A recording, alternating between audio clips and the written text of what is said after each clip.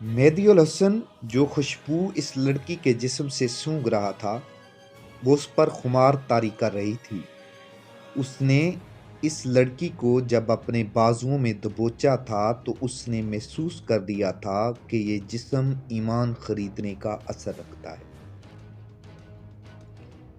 लड़की की आवाज में तरन्नम था, इस पर नशा तारी हो चला था। उस लम्हे सुरंग के दहाने पर रोशनी फिर चमकी। मेहदी उल हसन बेदार हो गया। उसने लड़की से ये पूछना मुनासिब न समझा कि इसके आदमी सुरंग के पीछे भी हैं या नहीं। सामने के दहाने की तरफ वो नहीं जाना चाहता था क्योंकि उधर के मुतल्लिक उसे यकीन था कि उधर आदमी होंगे और रोशनी का इंतजाम तो उधर था ही। उठो, उसने लड़की को उठाया और कहा, कफन उतारो। लड़की ने कफन उतार दिया। मेहदी उल हसन ने कफन से लंबी और चौड़ी पट्टियां फाड़ लीं। एक से लड़की के हाथ पीठ पीछे बांध दिए, दूसरी पट्टी से उसकी टांगें टखनों के करीब से बांधी, तीसरी पट्टी उसके मुंह पर बांधकर उसे कंधे पर डाल लिया। खंजर हाथ में रखा और वो सुरंग के पिछले दहाने की तरफ चल पड़ा। उसे वहां से बहुत जल्दी निकलना था। गुज़िश्ता रात जब मेहदी उल हसन यहाँ आया था तो वो बदरूह से ही मिलने आया था। सुरंग के दहाने पर वो रोशनी की चमक में उसे नजर आई और गायब हो गई थी। मेहदी ने दहाने पर जाकर एक तो दहाने के सामने बुलंदी पर रोशनी सी देखी थी और फिर वो सुरंग के अंदर गया तो उसने दूसरे दहाने में से एक साया सा बाहर जाते देखा था। दिन के वक्त वो फिर सुरंग में से गुजर कर दूसरी तरफ गया तो उसे कपड़े की एक बारीक सी पट्टी जमीन पर पड़ी नजर आई थी। उसे पट्टी देखते ही याद आ गया था कि मैयत पर कफन ऐसी ही पट्टियों से बांधा जाता था। वो चूंकि अली बिन सफियान का तरबियत याफ्ता था, इसलिए वो जरा जरा सी चीजों और लतीफ से इशारों को बहुत अहमियत दे रहा था। वो जब आज रात बदरूह की मुलाकात के लिए चला था तो उसने हकीम के मना करने के बावजूद खंजर साथ ले लिया था। ये आजमाइश का एक तरीका था। खंजर के बावजूद बदरूह आ गई। उसने दिलेरी ये की कि आज दहाने पर रोशनी नजर आते ही वो दहाने में चला गया और वहां से उसने बुलंदी पर देखा। दहाने पर चमक वहीं से आती थी। मेहदी उल हसन को दो वाकयात याद आ गए।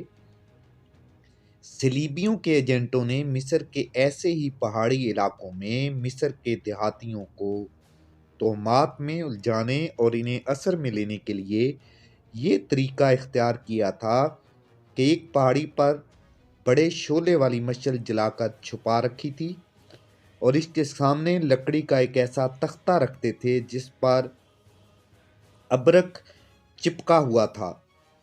दूसरे वाक़े में चमकीली धात की चादर इस्तेमाल की गई थी। अबरक या धात की चमक सामने वाली पहाड़ी पर पड़ती थी। मशाल और चादर के दरमियान एक और तख्ता रखते तो चमक बुझ जाती थी। ये मशाल और चमकीली चादर ऐसी जगह रखी जाती जहां से ये लोगों को नजर नहीं आती थी। इन दोनों वारदातों में सलीबी एजेंट पकड़े गए और इनका ये तरीका बेनकाब हो गया था, वरना सीधे साधे लोग इसे गैब की चमक समझते थे। इन दोनों वारदातों पर छापा मारने वालों में मेहदी उल हसन भी था। वो समझ गया कि सुरंग के बिल्कुल बिलमुकाबल पहाड़ी पर जो आग का धोखा सा होता है वो मशाल छुपी हुई है और सुरंग के दहाने पर इसकी चमक फेंकी जाती है। उसे ट्रेनिंग के दौरान बताया गया था कि जो इंसान मर जाता है वो हमेशा के लिए इस दुनिया से ताल्लुक तोड़ जाता है। खुदा इसकी रूह को यूं भटकने के लिए नहीं छोड़ देता कि वो इंसानों के पीछे दौड़ती फिरे। जो मर जाते हैं वो ना जिस्मानी तौर पर वापस आते हैं, ना रूह या बदरूह की शक्ल में। मेहदी उल हसन को ट्रेनिंग में ये अटल हकीकत ज़हन नशीं कराई गई थी कि इंसान को खुदा ने इतनी ज़्यादा जिस्मानी और रूहानी ताकत अता की है जो पहाड़ों को रेजा रेजा कर सकती है। ईमान जितना मजबूत होगा ये कुव्वत इतनी ही ज़्यादा होगी।